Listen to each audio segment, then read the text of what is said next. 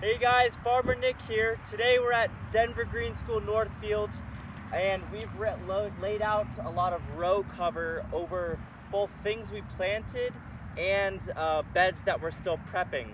And so the reason that we do this is because at least when we plant seeds, we want to keep those seeds warm and we want to keep moisture around them so that it's not exiting the system right away.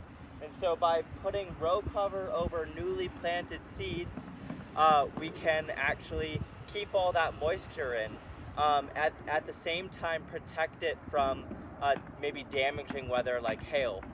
And so this row cover can also be used to cover like patches of weeds or other types of plants that we actually kind of want to get rid of.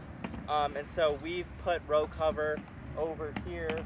After we turned our beds, we wet it down and we put row cover over top so that the decomposition process speeds up, and that we can plant that bed quicker. By putting row cover over our beds helps keep some of the warmth in, and that allows some of the decomposition to speed up, while not it still lets air pass through the row cover, and so we have enough aeration still, but it keeps enough moisture in the pile, in the green manure, so that those microbes can do their job efficiently. And so these row covers serve many purposes, and you can use things like tarps or sheets if you don't have this type of film at home.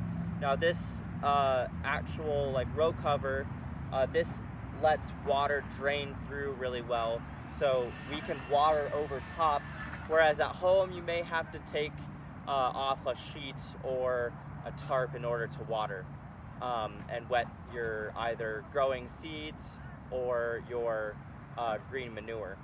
And so that's row cover for you. I hope you enjoyed this video, and we'll see you tomorrow for our next video.